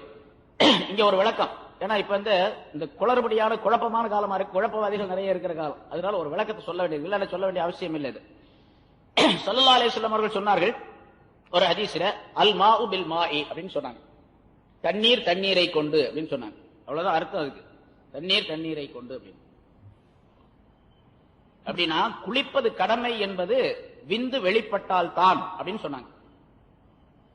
தண்ணீர் தண்ணீரை கொண்டா விந்து வெளியானா தான் குளிக்கிறது கடமை அப்படின்னு சொன்னாங்க. சஹாபாக்கள் அப்படித்தான் அமல் செஞ்சுக்கிட்டு இருந்தாங்க முதல்ல ஆரம்பத்தில். அதாவது மனைவியுடன் உடல் உறவு கொள்றாரு, உறவு கொண்ட நேரத்தில் விந்து வெளியாகல, இவருடைய உறவு முடிஞ்சு போகுதுன்னு வச்சுங்க, விந்து வெளியாகல, அதுக்குள்ள இவர் இது பண்ணிடுறாரு. எப்படி சொன்னா இப்ப குளிக்க வேண்டியது. இப்ப அப்படியே சட்டம். நான் முதல்ல சொல்லிட்டேன், உறவு கொள்ளக்கூடிய நேரத்தில், ஆண் பெண்ணுடைய உறவு நேரத்தில், உடல் உறவு நேரத்தில் விந்து வெளியானாலும் வெளியாக விட்டாலும் குளிக்கிறது கடமை. ஆனா இந்த ஹதீஸ் என்ன சொல்லுது? அல் மாஉ பில் மா, அந்த விந்து வெளியே வந்தா தான் குளிக்கிறது கடமை, இல்லைன்னா இல்லை. சஹாபாக்கள் இப்படி செஞ்சுக்கிட்டே இருந்தாங்க, அப்படித்தான் செஞ்சுட்டு இருந்தாங்க. விந்து வந்தா தான் குளிப்பாங்க, இல்லைன்னா குளிக்கிறது இல்லை. இது சில சஹாபாக்கள் வேறு சில ஹதீஸ், ஸல்லல்லாஹு அலைஹி வஸல்லம் மற்றொரு ஹதீஸ் சொன்னாங்க, இதழ் தக்கல் ஹிதானு பில் ஹிதான். அதாவது அந்த ஹதீஸ் என்ன கருத்து என்னன்னு கேட்டா, ஒரு மனிதனுடைய மர்ம உறுப்பு, அவனுடைய ஆண் உறுப்பு பெண் உறுப்பு ரெண்டும் ஒன்றாக சேர்ந்து விட்டால், ஒன்றோடு ஒன்று சேர்ந்து விட்டால், அதாவது கணவன் மனைவி உறவு ஏற்பட்டு விட்டால் குளிக்கிறது கடமைன்னு அந்த ஹதீஸ்ல ஸல்லல்லாஹு அலைஹி வஸல்லம் சொல்றாங்க. இந்த ஹதீஸை சொன்ன போது பல சஹாபாக்கள் இருந்திருப்பாங்க, அவங்க இதை கேட்ட பின்னால அவங்க அது மாதிரி அமல் செஞ்சுட்டு இருந்தாங்க. முன்னால உள்ள ஹதீஸின் படி சில பேர் அமல் செஞ்சுட்டு இருந்தாங்க. இந்த இரண்டாவது சொன்ன ஹதீஸ் அவங்களுக்கு சேர்ந்து இருக்காது போய். இப்ப இந்த அமல்ல பிரச்சனை இல்லாம நடந்துகிட்டே இருந்துச்சு, அவங்க எப்படி விலகினாங்களோ அது மாதிரி செஞ்சுக்கிட்டே இருந்தாங்க. ஹஜ்ரத் அபூபக்கர் சித்திக் ரலியல்லாஹு தஆலா அன்ஹுடைய காலம் முடிஞ்சு உமர் ரலியல்லாஹு தஆலா அன்ஹுடைய காலம் வந்த உடனே இந்த பிரச்சனை கொஞ்சம் சஹாபாக்களுக்கு மத்தியில பரவலாகி விட்டது. ஒருத்தர் சொன்னாரு, இல்ல இல்ல விந்து வெளியானாலும் வெளியாகாவிட்டாலும் குளிக்கணும், அப்படித்தான் ரசூலுல்லாஹி ஸல்லல்லாஹு அலைஹி வஸல்லம் சொல்லி இருக்கிறாங்க. இதழ் தக்கல் ஹிதானைனி அப்படின்னு சொல்லி ஸல்லல்லாஹு அலைஹி வஸல்லம் அந்த ஹதீஸை சொல்லி இருக்கிறாங்க என்று சொன்னாங்க. இல்ல இல்ல அல் மாஉ பில் மாங்கிற ஹதீஸ் தான் ஸல்லல்லாஹு அலைஹி வஸல்லம் சொல்லி இருக்காங்க அப்படின்னு சில பேர் சொன்னாங்க. விந்து வெளியானா தான் குளிக்கணும், ஒருத்தர் எப்படி ஒருத்தர் அப்படி, இப்படி சஹாபாக்களுக்கு மத்தியில பிரச்சனை இருந்துச்சு. இது ஜனாதிபதியாக இருந்த ஹஜ்ரத் உமர் ரலியல்லாஹு தஆலா அவருடைய காதுக்கு செய்தி வந்தது. ரெண்டு ஹதீஸும் சஹாபாக்கள் சொன்ன இதை வச்சு அவங்க ரெண்டுமே சரிதானே அப்படின்னு ரெண்டு சொன்னாங்க அப்படின்றது. ஆனா கடைசியாக பின்னால சொன்ன ஹதீஸ் எது? ஸல்லல்லாஹு அலைஹி வஸல்லம் அவர்கள் எதை அமுல்படுத்தினார்கள், எதை செயல்படுத்தினார்கள் அப்படின்னு தெரிஞ்சுக்கிறதா தான் இப்ப என்ன பண்ணணும்னு கேட்டா, ஸல்லல்லாஹு அலைஹி வஸல்லத்துடைய மனைவிமார்கள் யாராவது ஒருத்தர் கூப்பிட்டு கேட்டா தான் இப்ப தெரியும் விளக்கம். அதனால உடனே ஒரு அவசர கூட்டம் போட்டாங்க, கிளாஸ்க்கு வாங்க அப்படின்னு சொல்லிட்டு எல்லாம் மஸ்ஜிதுக்கு வந்தா, மஸ்ஜித் நபவிக்கு வந்தாங்க. சஹாபாக்கள் ரெண்டு பார்ட்டி, இவங்க வேணாங்கிறவங்க, அவங்க வேணுங்கிறவங்க. உறவு கொண்டால் விந்து வெளியானாலும் வெளியாகாவிட்டாலும் குளிக்கணும் அப்படிங்கிற ஒரு பார்ட்டி, ஒரு ஜமாத், பெரிய ஜமாத் உட்கார்ந்து இருக்குது. இன்னொரு ஜமாத் இந்த பக்கம் உட்கார்ந்து இருக்குது, இல்ல விந்து வெளியே வந்தா தான் குளிக்கணும், இல்லைன்னா குளிக்க வேண்டியது இல்லை அப்படின்னு சொல்லிட்டு இந்த ஹதீஸ் சொல்ற, அந்த ஹதீஸ் சொல்ற. அதே உமர் ரலியல்லாஹு தஆலா அன்ஹு அவர்கள் இந்த ரெண்டு பேருக்கு மத்தியில சமாதானம் பண்ணி வைக்கணும். இந்த ரெண்டு கூட்டம் பிரச்சனை ஆச்சுன்னா என்ன ஆகும்? பெருசா போயிடும். அதனால இப்ப சட்டங்களை தீர்வு செய்வதற்காக வேண்டி அன்னை ஆயிஷா ரலியல்லாஹு தஆலா அன்ஹா அவர்களுக்கு ஒரு ஆள் அனுப்பி கூப்பிட்டு விட்டாங்க. ஆயிஷா ரலியல்லாஹு தஆலா அன்ஹா அவர்கள் வந்தாங்க, புர்கா போட்டுட்டு வந்தாங்க. கேட்டாங்க, ஸல்லல்லாஹு அலைஹி வஸல்லம் அவர்கள் உங்களிடத்துல எப்படி நடந்து கொண்டாங்க அப்படின்னு கேட்டாங்க. என்ன சொல்லி இருக்கிறாங்க, எப்படி நடந்து கொண்டாங்க? ரெண்டு, அதாவது ஆண் பெண்ணுடைய ரெண்டு உறுப்புகளும் ஒன்றோடு ஒன்று சந்தித்துக் கொண்டால் அப்படின்னு சொன்னா உறவு ஏற்பட்டால் குளிப்பது கடமை என்று ரசூலுல்லாஹி ஸல்லல்லாஹு அலைஹி வஸல்லம் அவர்கள் சொன்னார்கள் அப்படின்னு சொன்னாங்க. நீங்க போலாம் அப்படின்ட்டாங்க. அவ்வளவு. ஆயிஷா போயிட்டாங்க, அவ்வளவுதான் சொல்லிட்டு போயிட்டாங்க. ஏன்னா மஜ்லிஸ்ல வந்து சொல்லணும், இதை வீட்டுல போய் அவங்க கேட்க முடியாது, எல்லா ஜமாத்தையும் கூட்டு போய் வீட்டுக்கு நின்று கேட்க முடியாது. அதனால மஜ்லிஸ்ல வந்தாங்க, ஆயிஷா சாட்சி சொன்னாங்க, போயிட்டாங்க. உடனே உமர் ரலியல்லாஹு தஆலா அன்ஹு அவர்கள் சொன்னாங்க, ஆயிஷா நாயகி அம்மா அவங்க சொன்னதுதான் சட்டம், அதுதான் ரசூலுல்லாஹி ஸல்லல்லாஹு அலைஹி வஸல்லம் அவருடைய சட்டமும் கூட. இனி யாரு இந்த அல்மா பில்மா என்று சொன்ன ஹதீஸ்லாம் அமல்படுத்திட்டு இருக்க கூடாது, ஜாக்கிரதை அப்படின்னு அனுப்பி விட்டாங்க. அவ்வளவு முடிஞ்சு போச்சு பிரச்சனை. அதனால சட்டம் இதை எதுக்காக சொல்றேன்னு கேட்டா, சொல்ல வேண்டிய அவசியம் இல்லை, பொதுமக்களுக்கு தெரிய வேண்டிய அவசியம் இல்லை. யாருக்காவது ரெண்டு ஹதீஸையும் பார்த்தாங்க, ஒருத்தர் என்ன இருக்கு, அதுல அப்படி இருக்கு, இதுல இப்படி இருக்குன்னு கேட்டாரு அப்படின்னு சொன்னா விளக்கம் சொல்லலாம். பொதுமக்களுக்கு தேவையில்லாத விஷயம். இப்பதான் இந்த பொதுமக்களுக்கு தேவையில்லாத விஷயங்களை சொல்லித்தான் குழப்பிக்கிட்டு இருக்காங்க. அதெல்லாம் தேவையில்லாத விஷயங்கள், பொதுமக்கள் அதை தெரிய வேண்டிய அவசியமே இல்லை. என்ன, அவங்க பொதுவா சட்டங்களை சொன்னா போதும். அதனாலதான் இமாம்கள், புகஹாக்கள் ஃபிக்ஹுடைய கிரந்தங்கள்ல எழுதும் போது சட்டங்களை மட்டும் எழுதி வச்சிருப்பாங்க, அதுக்குள்ள ஆதாரங்கள்லாம் எழுத மாட்டாங்க. கையை தேய்ச்சி கழுவணும், அதாவது முகத்தை தேய்ச்சி கழுவணும், உறுப்புகளை தேய்ச்சி கழுவணும் ஒழுவுல அப்படின்னு சொன்னா தேய்க்கிறது சுன்னத்து, அத்தல்கு சுன்னத்துன் சுனனி அத்தல்கு அப்படின்னு எழுதுவாங்க. சுன்னத்தில் இருந்து உள்ள சுன்னத்துகளில் சேர்ந்தது தேய்ப்பது அப்படின்னு அவ்வளவுதான் எழுதுவாங்க. இது சுன்னத்துகளில் சேர்ந்ததுன்னா அதுக்கு எந்த ஹதீஸ், அதை யார் அறிவிச்சிருக்காங்க, அந்த ஹதீஸ் லாயிஃபா இருந்தா சரியானதா, அது புகாரில் இருக்குதா, அதுல இருக்கா, இதுல இருக்குதா அப்படின்லாம் ஆராய்ச்சி செஞ்சுட்டு இருக்க வேண்டிய அவசியம் எல்லாம் கிடையாது. இது பொதுமக்களுக்குரியதே அல்ல. இப்ப இந்த மாதிரி விஷயங்கள்லாம் பொதுமக்களுக்கு மத்தியில கொண்டு வந்து, இப்படி எல்லாம் இருக்குதா, இது வரைக்கும் ஆலிம்கள் சொல்லவே இல்லையே அப்படின்னு மற்றவங்க எல்லாம் சொல்லி போட்டு குழப்பி கடைசியில் என்ன ஆச்சா, பரலான விஷயங்கள்லாம் கூட முஸ்தஹப் மாதிரி ஆக்கி, சுன்னத்தெல்லாம் இதெல்லாம் தேவையில்லை அப்படின்னு சொல்லி, அது தொப்பி போட வேண்டியதில்லை, தலப்பா கட்ட வேண்டியதில்லை, தாடி வைக்க வேண்டியதில்லை அப்படின்லாம் சொல்லி பலவிதமான குழப்பங்களை செய்யக்கூடிய சூழ்நிலை கடைசியில் வந்துருக்கு. ஏன்னா சைத்தான் சும்மா இருக்க மாட்டான், இதுதான் வாய்ப்பு அவனுக்கு. அதனால இந்த குழப்பமான விஷயங்களை மக்களுக்கு மத்தியில பூத்தி விட்டு குழப்பங்கள் செய்யக்கூடிய நேரத்தில் பரல அடிபட்டு போயிடும். கடைசியில் அப்படித்தான் செஞ்சுக்கிட்டு இருக்கிறாங்க. பரல் தொழுகிறது ஒழுங்கா தொழுகிறது இல்ல, பரல் மட்டும் தொழுதா போதும் சொல்றாங்க, ஆனா பரலும் ஒழுங்கா தொழுகிறது இல்ல. நான் அடிக்கடி சொல்றது பல தடவை சொல்லியிருக்கேன். தக்பீர் கட்டணும்னா பாருங்க இப்படி கட்டுறாங்க, தக்பீர் கட்டணும்னா இங்க சொறிவோம் கண்ணை நோட்டும். இப்ப கூட ஒருத்தர் சொல்ல கேட்டார், ஒருத்தர் தக்பீர் கட்டுறாருங்க, கண்ணை இப்படி தக்பீர் கட்டினோன்னு கண்ணை நோண்டி இப்படி இந்த கையில இந்த விரல்ல இப்படி கண்ணை நோண்டி இப்படியே பார்த்துட்டு ஓதிக்கிட்டே இருக்கிறார், இப்படியே உருட்டுறாரு, பார்த்துக்கிட்டே ஓதிக்கிட்டே இருக்காரு, அப்படி கட்டிக்கிறார். அப்புறம் இந்த கண்ணில் இருக்காரு, இப்படியே உருட்டுறாரு, அப்புறம் கட்டிக்கிறார் அப்படின்னு சொல்றாரு. சட்டம் என்ன, கையை கட்டின பின்னால 3 தடவை கையை எடுத்தா, அவசியமாக இருந்து 3 தடவை கையை எடுத்தா, அவசியம் இல்லாம ஒரு தடவை கையை எடுத்தாலும் தொழுகை முறிஞ்சு போயிடும். ரொம்ப அவசியப்பட்ட நேரம், கொசு கடிக்குது அப்படின்னு வச்சுங்க, கையை கட்டிட்டு இருக்காரு, கொசு கடிக்குது, ஒரு தடவை கையை எடுத்தாரு, அவ்வளவுதான். அடுத்த தடவை கடிச்சு லேசா சொல்லிட்டு வச்சிட வேண்டியதுதான். 3வது தடவை கடிச்சிச்சு பேசாம இருக்க வேண்டியதுதான். கையை எடுத்தாரு, தொழுகை முடிஞ்சு போயிடும். அவசியப்பட்ட நேரத்தில் 3 தடவை கையை எடுத்தா தொழுகை முடிஞ்சு போயிடும். அவசியம் இல்லாம ஒரு தடவை கூட எடுக்கக்கூடாது, தேவையில்லை. அவசியமே இல்லை, ஒலி செஞ்சு போட்டு அவசர அவசரமா ஓடியாடுறது, தலையிலே ஒண்ணும் இல்ல, மண்டையிலே ஒண்ணும் இல்ல, உள்ளேயும் இல்ல, வெளியும் இல்ல, ஒண்ணும் இல்ல, வந்து நின்றுகிறது.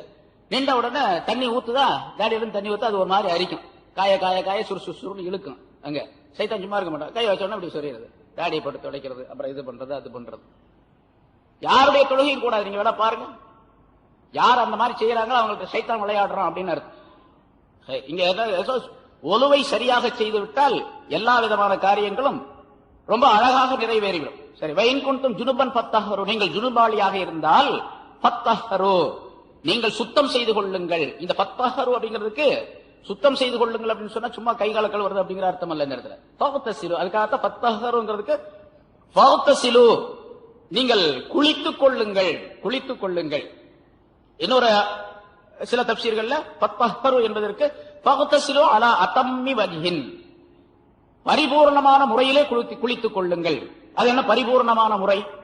குளிப்பதை ரசூலுல்லாஹி ஸல்லல்லாஹு அலைஹி வஸல்லம் எப்படி குளிக்க வேண்டும் என்று சொல்லி காட்டி இருக்கின்றார்கள். அதை யார் சொல்லணும்? ஆயிஷா ரலியல்லாஹு தஆலா அன்ஹா அவர்கள் தான் அறிவிக்கிறாங்க. சில ஹதீஸ்கள்ல உம்மு ஸலமா ரலியல்லாஹு தஆலா அன்ஹா அவர்கள் அறிவிக்கிறாங்க. ஆயிஷா ரலியல்லாஹு தஆலா அன்ஹா அவர்கள் சொல்லுகின்றார்கள், அன்ன நபி ஸல்லல்லாஹு அலைஹி வஸல்லம் கான இதா தஸல மினல் ஜனாபத்தி பதஅ பிகஸ்லி யதைஹி. ஸல்லல்லாஹு அலைஹி வஸல்லம் அவர்கள் ஜனாபத் பெரும் தொடக்கில் இருந்து குளிக்க வேண்டும் என்ற குளிக்க நாடினால், குளிப்பதாக இருந்தால் முதலாவதாக தங்களுடைய 2 கைகளையும் கழுவுவதை கொண்டு ஆரம்பிப்பார்கள். முதல்ல 2 தண்ணியில பாத்திரத்தில் தண்ணி இருக்கும், மாதிரி பைப்பெல்லாம் கிடையாது, ஒரு பாத்திரத்தில் தண்ணி இருக்கும், கொஞ்சம் இருக்கும், அவ்வளவுதான். தண்ணியில முதல்ல தண்ணி ஒரு பாத்திரத்தில் தண்ணி எடுத்து கைகளை கழுவ ஆரம்பிப்பாங்க, கைகளை கழுவுவாங்க. சும்மா யஃப்ருகு பி யமீனிஹி அலா ஷிமாலி, முதல்ல கையை அப்படி கழுவிட்டு பிறகு இடது கரத்தில் இருக்க அந்த பாத்திரத்தை எடுத்து வலக்கரத்தில் மீது ஊத்துவார்கள். பிறகு வலது கரத்தில் எடுத்து இடது கரத்தின் மீது அந்த இதை ஊத்துவார்கள். பிறகு தங்களுடைய மர்மஸ்தானத்தை கழுவுவார்கள், தண்ணீரை கொண்டு மர்மஸ்தானத்தை கழுவுவார்கள். சும்மா யதவல்லஹு கமா யதவல்லஹு லிஸ்ஸலா, பிறகு தொழுகைக்கு ஒலு செய்வதை போன்று ஒலு செய்வார்கள். கைகளை கழுவ பின்னால பிறகு நஜீஸ் பட்டிருந்தா அதை கழுவிட்டு அதுக்கு பின்னால ஒலு எப்படி செய்வார்களோ, தொழுகைக்கு எப்படி ஒலு செய்வோமோ அதே மாதிரி ஒலு செய்வார்கள். சும்மா யதுகுலு அஸாபிஹு ஃபில் மா, பிறகு தங்களுடைய கைகளை தண்ணீருக்குள்ளே விடுவார்கள். தண்ணீர் பாத்திரம்லாம் கிடையாது, பாத்திரம் முதல்ல கை கழுவும்போது பாத்திரத்தை சாட்சி கழுவுவாங்க. சின்ன பாத்திரம் இருந்துச்சுன்னு சொன்னா சின்ன பாத்திரத்தை எடுத்து கழுவுவாங்க. அப்படி இல்லைன்னு சொன்னா, பாத்திரம் இல்லைன்னு சொன்னா, அந்த தங்களுடைய கைகள்லாம் கழுவிட்டாங்க, பொழுவெல்லாம் செஞ்சாச்சு, ஒரு பெரிய பாத்திரத்துல தண்ணி இருக்குது, அந்த தண்ணிக்குள்ள கையை விடுவாங்க. கையை விட்டு யுஹல்லிலு பிஹிமா உசூல ஷாரிஹி, கையை அப்படி பாத்திரத்துக்குள்ள அந்த விரல அப்படி நினைச்சு தங்களுடைய முடியினுடைய வேர் பகுதி அடிப்பகுதியில தண்ணீர் சேரக்கூடிய அளவுக்கு தண்ணி தொட்டு தொட்டு அப்படி தடவிக்குவாங்க. முதல்ல தலை பூராத்தையும் தடவிடுவாங்க.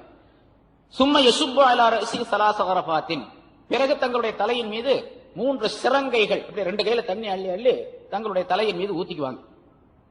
சும்மா யுஃபீதுல் மா அலா ஸாயிர் ஜஸதிஹி, பிறகு உடல் பூராத்திலையும் தண்ணீரை ஊற்றிக் கொள்வார்கள். குளிச்சு முடிஞ்சு போச்சு, அவ்வளவுதான். அது என்ன ஜத்து, எப்படி ஜத்து குளிக்கிறது, என்ன குளிப்பா இதெல்லாம் அப்படின்னு நம்ம சொல்லுவோம். அவ்வளவுதான் குளிக்கிறதுடைய பரலான அமைப்பு அளவு, அவ்வளவுதான். அதனாலதான் குளிக்கிறதுக்கு வேற ஹதீசுகள்ல முன்னாலும் பல தடவை சொல்லப்பட்டு இருக்கின்றது. ஒலு செய்வதற்கு ரசூலுல்லாஹி ஸல்லல்லாஹு அலைஹி வஸல்லம் அவர்கள் 1 முத்து தண்ணீரை பயன்படுத்தினார்கள். குளிப்பதற்காக 4 முத்து தண்ணீரை பயன்படுத்தினார்கள் அப்படின்னு சொன்னாங்க, சொல்லப்பட்டிருக்கு. 1 முத்து அப்படின்னா 2 கையில நிறைய அள்ளனா எவ்வளவு இருக்கும், அவ்வளவு 1/2 லிட்டர் இருக்குமா, அதோட கம்மியா தான் இருக்கு அப்படின்னு வச்சுங்க. அது அளவு 3/4 லிட்டர் என்பதாக சொல்லப்பட்டிருக்குது. பெரிய கை, கொஞ்சம் ரொம்ப பெரிய கையும் அல்ல, ரொம்ப சின்ன கையும் அல்ல, நடுத்தரமான கையில அப்படி நிறைய அள்ளனா அது 3/4 லிட்டர் இருக்கும் என்பதாக ஒரு கணக்கிடப்பட்டு இருக்கின்றது. 3/4 படி அப்படின்னு சொல்லிட்டு, அல்லது 1 படி. அத இப்ப அந்த 1 முத்து அப்படிங்கிறது 4 முத்து சேர்ந்தது ஒரு மரக்கால் அப்படின்னு சொல்லிட்டு அளவு சொல்லப்பட்டிருக்கு. 4 முத்து சேர்ந்தது 1 மரக்கால். 1 மரக்கால் அப்படின்னு சொன்னா அந்த காலத்துல சின்ன படி இருந்துச்சு பாருங்க, அதுல 4 படி 1 மரக்கால்ங்கிறது. இந்த பட்டண படி நம்ம இங்க மெட்ராஸ் படின்னு சொல்லுவாங்க அந்த காலத்துல, அந்த படி 2 படி.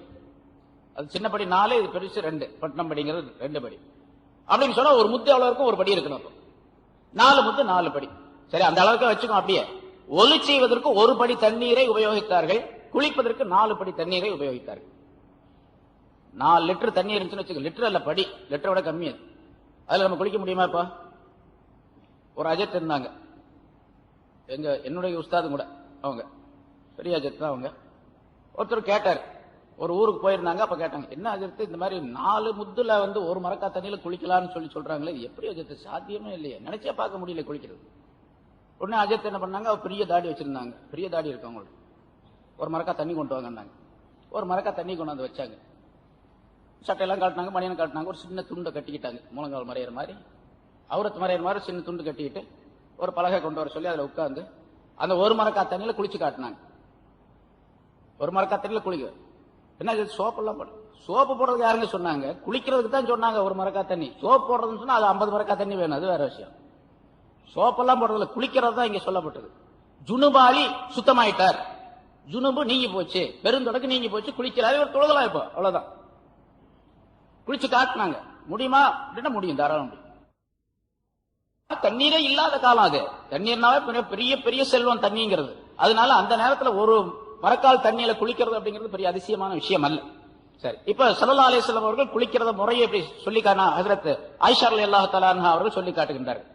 இதுல குளிப்புல ஹனஃபி மதுஹபின் படிக்கு ஃபர்லான காரியங்கள் 3. ஃபர்லான காரியம் மித்தெல்லாம் சுன்னத்து. அதாவது தண்ணி முதல்ல கைகளை நல்லா கழுவிக்கிறது, அதுக்கு பின்னால நஜீஸ் பட்டிருந்தா நஜீஸை கழுவுறது, அதுக்கு பின்னால ஒலு செய்வது, தொழுகைக்கு ஒலு செய்வதை போன்று பரிபூர்ணமாக ஒலு செய்து கொள்வது, அதை ஒலு செய்வதில் தலைக்கு மசகு செய்வது உள்பட அதையும் செஞ்சுக்கணும். ஏன்னு கேட்டா அங்க ஃபுகஹாக்கள் அதே கருத்து வேறுபாடு இருக்குது, அதை ரொம்ப விரிவாகவே எழுதுகின்றார்கள். ஏன்னா ஒலு செய்யக்கூடிய நேரத்தில் தலைக்கு மசகு செய்யறாரு, தலைக்கு மசகு செய்யணும்னா கால கழிவு திரும்ப தலையில தண்ணியை ஊத்தணுமா இல்லையா, லேலி ஊத்தணுமா இல்லையா, அதை ஷவர் பாத்தாருன்னா திறந்து விட்டு அப்படி நின்றுக்கு வராக அது ஊத்திட்டே இருக்கு. சரி, பின்னாலதான் தண்ணி ஊத்த பாருமே, அதுக்கு வேற மசகு வேற செஞ்சுக்கிட்டு ஒரேடியா தண்ணியே ஊத்திக்கோமே அப்படின்னு ஊத்தக்கூடாதான். என்ன பண்ணும், ஒலு எப்படி செய்கின்றோமோ அதே போல செஞ்சுக்கணும். முதல்ல மசகும் செஞ்சுக்க வேண்டியது. மசகு செய்த பின்னால கால கழுவுறதா இல்லையா அப்படிங்கறத பிரச்சனை. அவர் நிக்கக்கூடிய இடம் ஃபிக்ஹுடைய கிதாபுல கால கடைசியில கழுவணும் அப்படின்னு வரும். கால கடைசியில கழுவணும் அப்படிங்கிறது இடத்தை பொறுத்தது. அதாவது அவர் நிக்கக்கூடிய இடம், இவர் குளிக்கக்கூடிய அந்த தண்ணீர் எல்லாம் ஒன்றாக அவருடைய காலுக்கு அடியிலேயே சேகரமாகி விடும் என்ற நிலையில் இருந்தால் அந்த இடம். சில இடம் அப்படி இருக்கு, மண்ணு கிண்ணமா இருக்கு, சேருமா இருக்கு, இவர் குளிக்கிற தண்ணியெல்லாம் அங்கதான் நிக்கும். இப்ப நம்ம பாத்ரூம்ல குளிக்கிறோம், அவ்வளவு இருக்குது, சிப்ஸ் போட்டிருக்காங்க, இது போட்டிருக்காங்க, அது பாட்டு தண்ணி ஓடி போயிடுது. அப்படி இருந்தா ஊத்தக்கூடிய தண்ணீர் எல்லாம் ஓடி போயிடும், காலுக்கடியில் தேங்கி நிக்காது என்று இருந்தா காலையும் கழுவிக்க வேண்டியது. ஒலு பரிபூர்ணமாக செய்து கொள்ள வேண்டும் முழுமையாக. இப்படி ஒலு செய்த பின்னால இப்ப இந்த ஒலுவுல ஒலு செய்யக்கூடிய நேரத்தில் பல் விளக்கிறது, வாய் கொப்பளிக்கிறது, நாசிக்கு தண்ணீர் செலுத்துறது. வாய் கொப்பளிப்பது, மூக்குக்கு தண்ணீர் செலுத்துறது ரெண்டு சுன்னத்தான முறை ஒலுவுல. குளிப்புல இந்த ரெண்டும் ஃபர்ல். தண்ணீர் எந்தெந்த இடத்திலெல்லாம் லேசாக தண்ணீர் போய் சேர முடியுமோ அந்த இடங்களை எல்லாம் கழுவுவது ஃபர்ல் என்பது ஹனஃபி மذஹபினுடைய தீர்ப்பு. இமாம் முபானி ரஹ்மத்துல்லாஹி ஆய்வு. எந்தெந்த இடத்துல எல்லாம் தண்ணீர் லேசாக போய் சேர முடியுமோ அந்த இந்த இடங்களில் எல்லாம் தண்ணீரை கொண்டு கழுவுவது ஃபர்ல், கட்டாயம். அதனால இப்ப வாய்க்குள்ள தண்ணீரை செலுத்துவது, தண்ணி வாய்க்கு பிடிக்கிறது லேசான விஷயம் தான், ஒன்னும் பெரிய கஷ்டமான காரியம் இல்லை. வாய்க்குள்ள தண்ணி விட்டு கழுவுறது, ஒரு கிடிக்கி வச்சு அதை நம்பி அதை போட்டு தண்ணி உள்ள ஊத்தி கழுவணும் தேவையில்லை. ஆண் திறந்தா தண்ணி ஊத்தி கழுவிக்க வேண்டியதுதான் வாய்க்கு பிடிக்கிறது. அதே போல நாசிக்கு தண்ணியை செலுத்துறது, மூக்கு துவாரங்கிறது முன்னால தெரியக்கூடியதுதான், அதனால அதுல தண்ணியை விட்டு கழுவுறது ஃபர்ல் என்பதாக சொல்லப்பட்டு இருக்கின்றது. சரி, கண்களை கழுவுவது, கண்ணு அப்படித்தானே இருக்குது, கண்ணுக்கு உள்பகுதி, மேல் பகுதி அல்ல, கல்லுக்கு உள்பகுதி. கண்ணுக்கு உள்ளே கழுவுவது என்பது, அது கண் அப்படிங்கிறது ஒரு வகையில வெளித்தோற்றமானது, இன்னொரு வகையில உள்தோற்றமானது, உள்நிலை உடைய. கண்ணை மூடிக்கிட்டோம் அப்படின்னு சொன்னா கண்ணுடைய மேல் பகுதி கண்ணுடைய அந்த மூடிதான். கண்ணை திறந்தா அதனுடைய உள்பகுதி அது கண்ணு.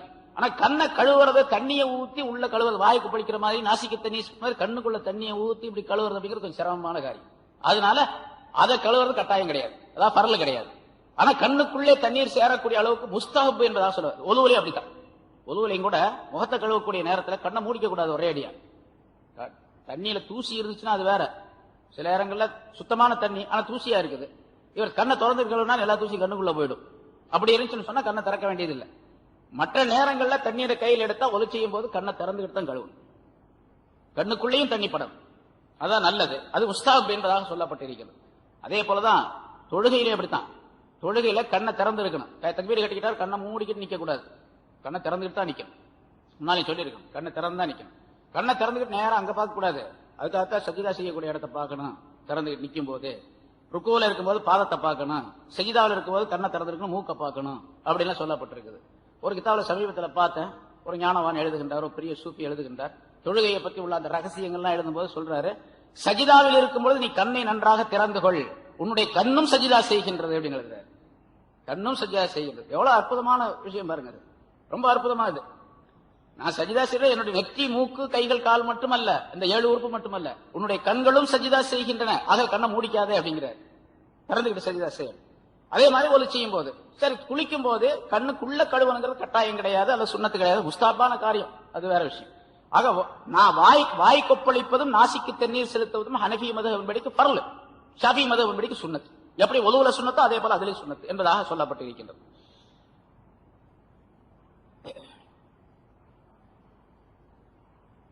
ஒலுவனுடைய அதாவது தலையில ஸல்லல்லாஹு அலைஹி வஸல்லம் கையை தண்ணியில விட்டு இப்படி முடிய பூரா இப்படி கோதி கழுவி அப்படி தேய்ச்சாங்க, அவர் சுரண்டி விட்டாங்க.